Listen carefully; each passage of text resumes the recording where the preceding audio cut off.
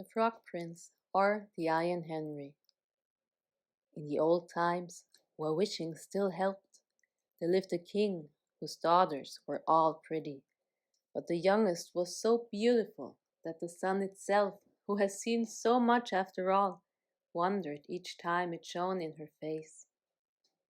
Near the royal castle there was a great dark forest, and in the forest under an old linden tree was a well.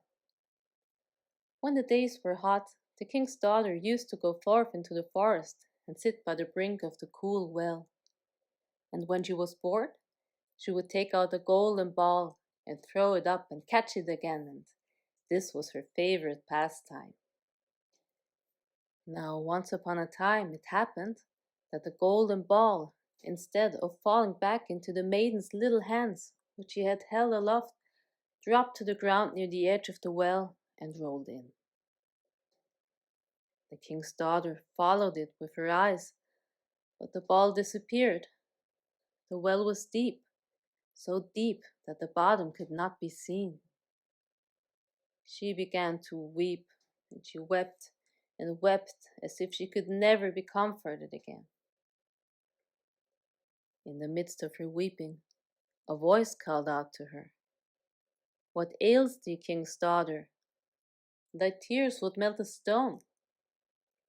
And when she looked to see where the voice came from, there was a frog stretching his thick ugly head out of the water.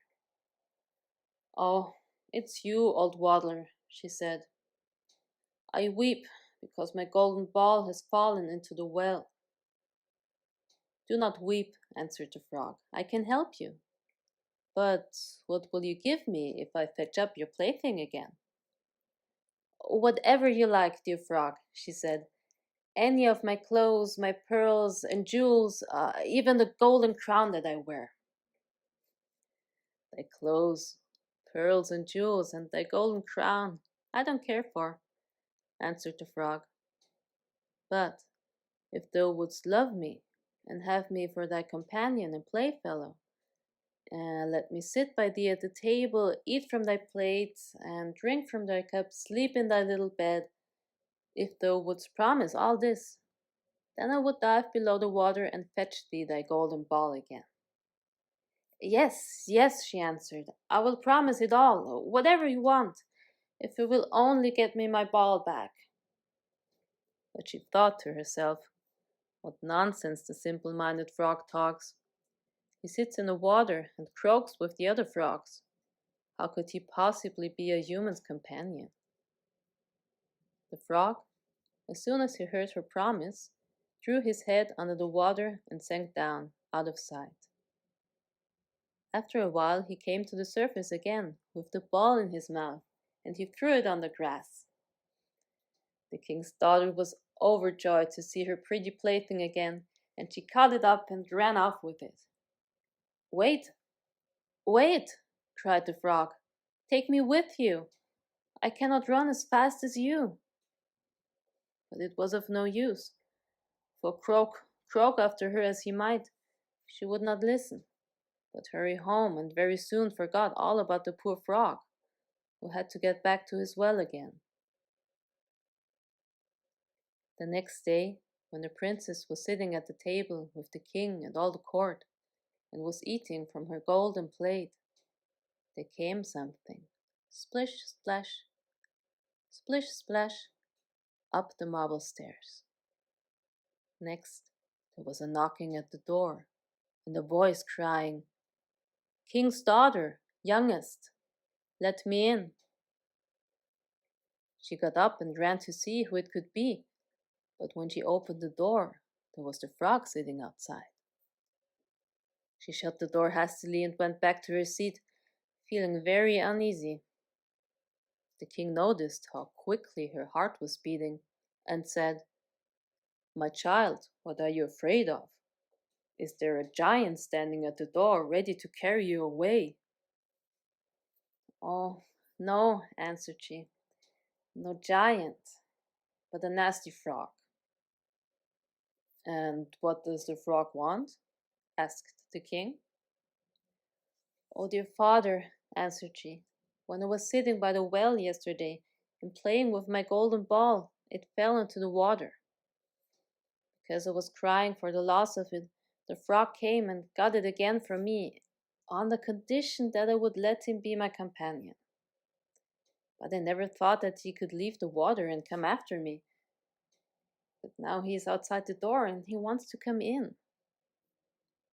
And then they all heard him knocking the second time and crying, "King's daughter, youngest, open for me. By the cool well water, what promised you me? King's daughter, youngest, open for me." "That which thou hast promised thou must perform," said the king. "So go now, and let him in."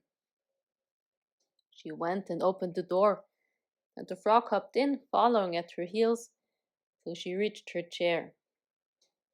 There he stopped and cried, "Lift me up to sit by you." But she hesitated until the king ordered her. When once the frog was on the chair, he wanted to get on the table, and there he sat and said, "Now push your golden plate a little nearer, so that we may eat together." So she did, but everybody could see how unwilling she was. The frog feasted heartily, but every morsel seemed to stick to her throat.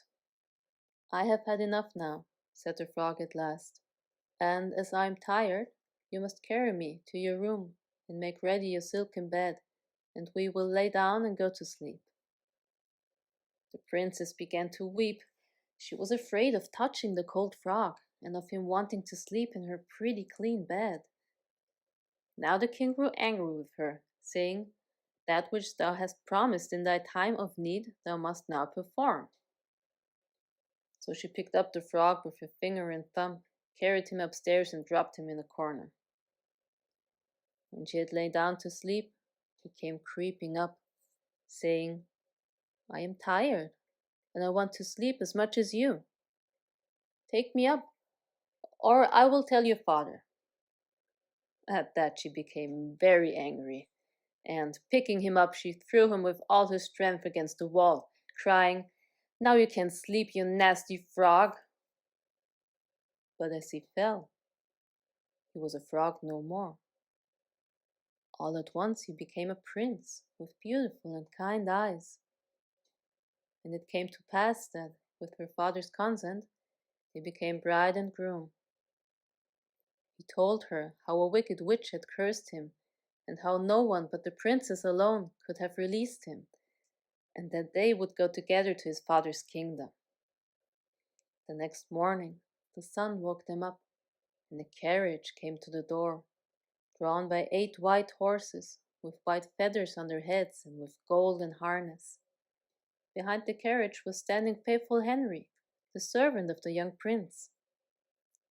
Faithful Henry had suffered such pain when his master was turned into a frog that he had placed 3 iron bands around his heart to keep it from breaking with sadness and sorrow. When the carriage started to take the prince to his kingdom, and faithful Henry had helped them both in, he got up behind and was full of joy at his master's salvation. When they had gone a part of the way, the prince heard a crack at the back of the carriage, as if something had broken. He turned round and cried, "Henry, the cart breaks." "No, Lord, not the cart. 'Tis the band around my heart, that there lay in great pain when I grieved for your sake, while you were a frog, and we apart." Again, and yet once again, there was the same sound, and the prince believed it to be the cart breaking. But it was the breaking of the other bands from faithful Henry's heart, because his master was finally free and happy.